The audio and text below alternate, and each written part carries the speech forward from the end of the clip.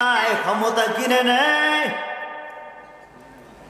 MP হয়ে যায়, ক্ষমতা কিনে নেয়, কিন্তু সম্মান কেউ কিনতে পারেন না।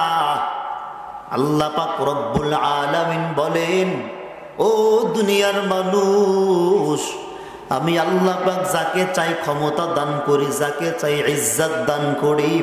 ফেরাউন ক্ষমতা চাইছে, ক্ষমতা দান করছি, ইজ্জত দান করি নাই। এই জন্য মরণের সময় ধ্বংস করিয়া মারছি। নমরুদ সম্মান চাইছে, ক্ষমতা চাইছে, ইজ্জত চাই নাই। আমি আল্লাহ ক্ষমতাই দান করলাম, ইজ্জত দান করি নাই। এই জন্য ল্যাংরা মশার কামড় খাওয়াইয়া মারছি, সম্মান দিয়া মারি নাই।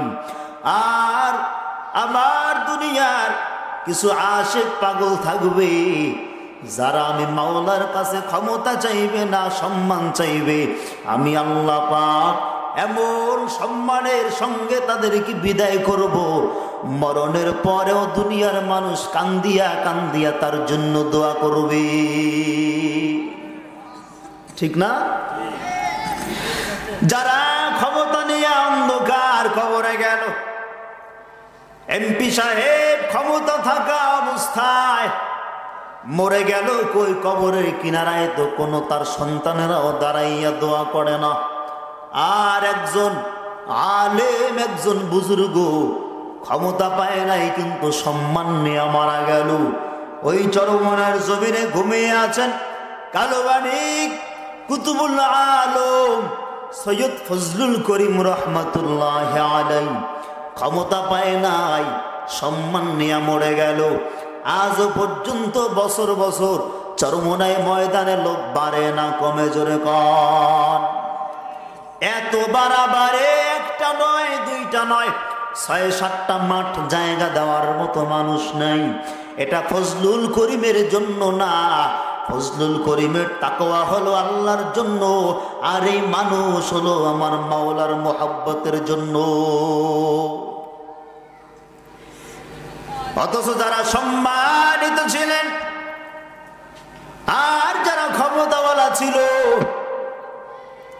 বর্তমান দুনিয়ার দিকে তাকাইলে দেখা যায় সবার হাতে কম বেশি ক্ষমতা আল্লাহ দান করছেন, শুধু আলেমদেরকে ক্ষমতা দান করেন নাই।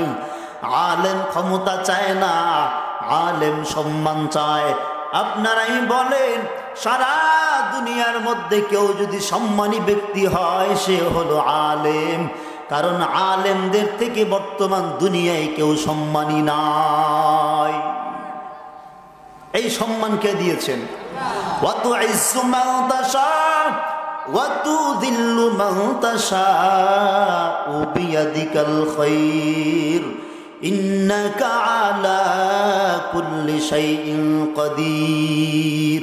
আল্লাহ বলেন, যাকে চাই সম্মান দান করি, যাকে চাই ক্ষমতা দান করি।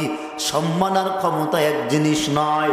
ক্ষমতাওয়ালার ক্ষমতা আজ আছে, কালকে থাকবে না।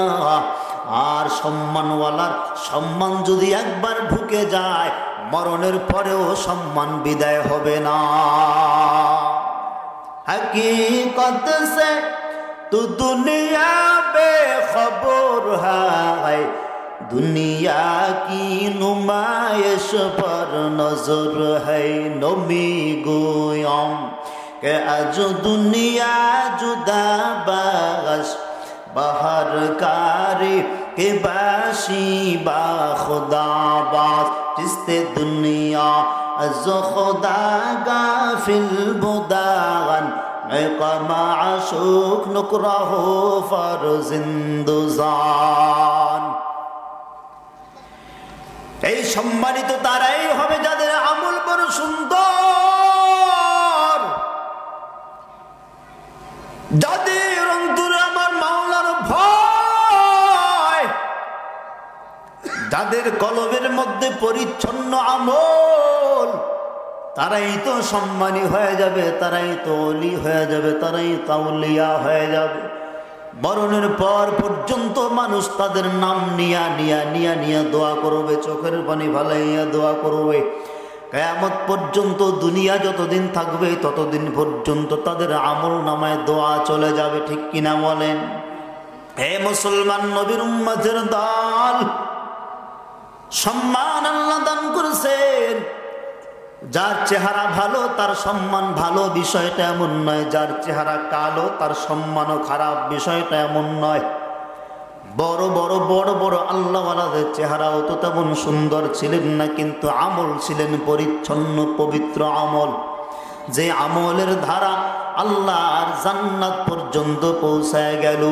দুনিয়ার মধ্যে কত নিকৃষ্ট মানুষ ছিলেন, মানুষের চোখে তারা দেখতে অসুন্দর ছিল, মানুষের চোখে তারা দেখতে নিকৃষ্ট ছিল, মানুষের চোখে তারা দেখতে অবহেলিত ছিল।